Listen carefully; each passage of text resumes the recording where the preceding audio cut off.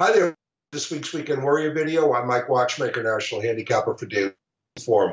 This is the last weekend for Breeders' Cup prep races. There are 3 Grade 1s at Keeneland. I'm going to talk about the Shadwell Turf Mile and the First Lady. In between those 2 races, I'm also going to talk about the Grade 1 Champagne at Belmont Park. But let's begin the Shadwell Turf Mile, and this is just a terrific betting race. It's a fun race to handicap. It'll be a fun race to watch.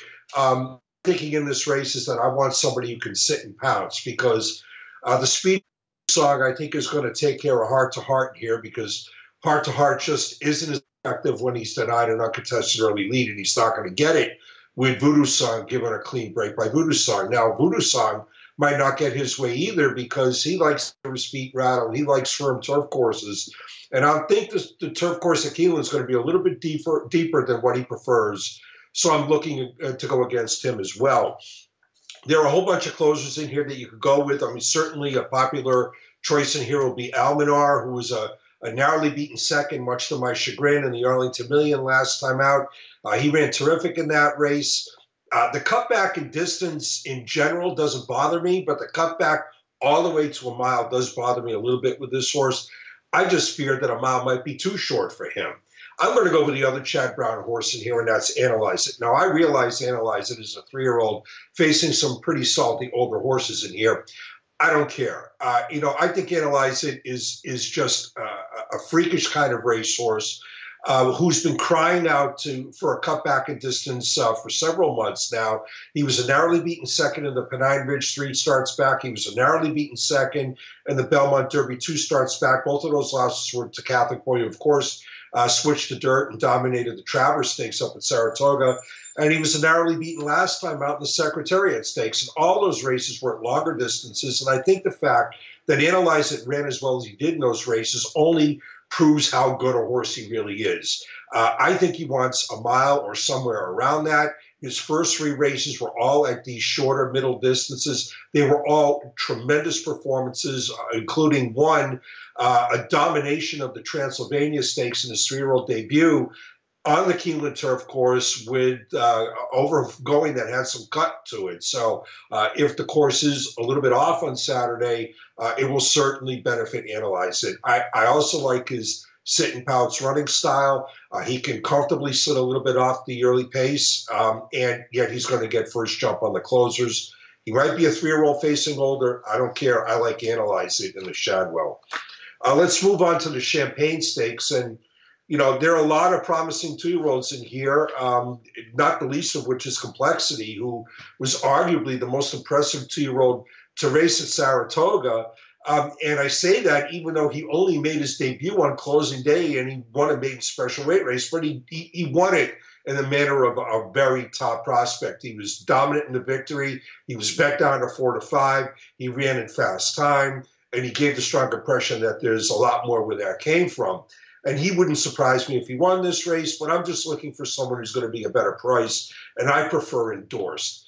Endorsed also won his first and only start at Saratoga, and it was a race, at least in terms of buyer figures, that was nearly as fast as Complexity's.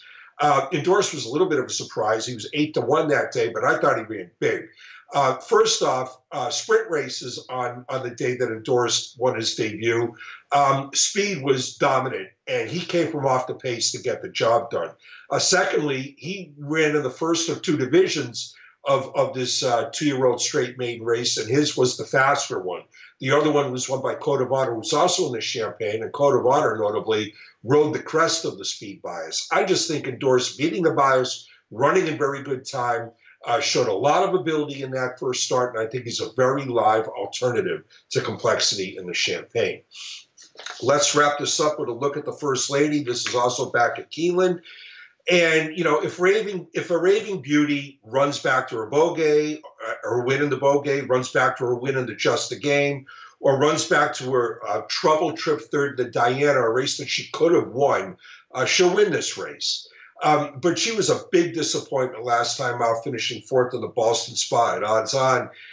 And she had no excuse. And we know that she's better than that. She's capable of much better than that. But I just can't go with a horse that was a no excuse, poor effort 4th at odds on in her last start. And the winner of the Boston Spa, Quadura, is going to have her fans in this race, and for good reason. She's achieved top form since moving into the Chad Brown barn. She won the Boston Spa, but she pretty much walked on the lead that day, and I don't think she's going to walk in the lead this time.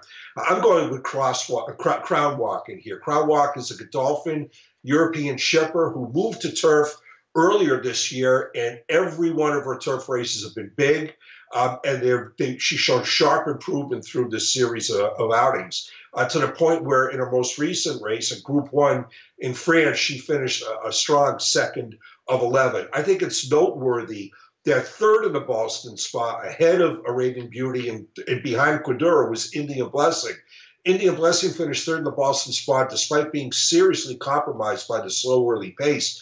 Her European form is absolutely no match for Crown Walk's. I'm looking for Crown Walk to post a mild upset in the First Lady at Keeneland. That's the way this week's video Weekend Warrior looks. Good luck.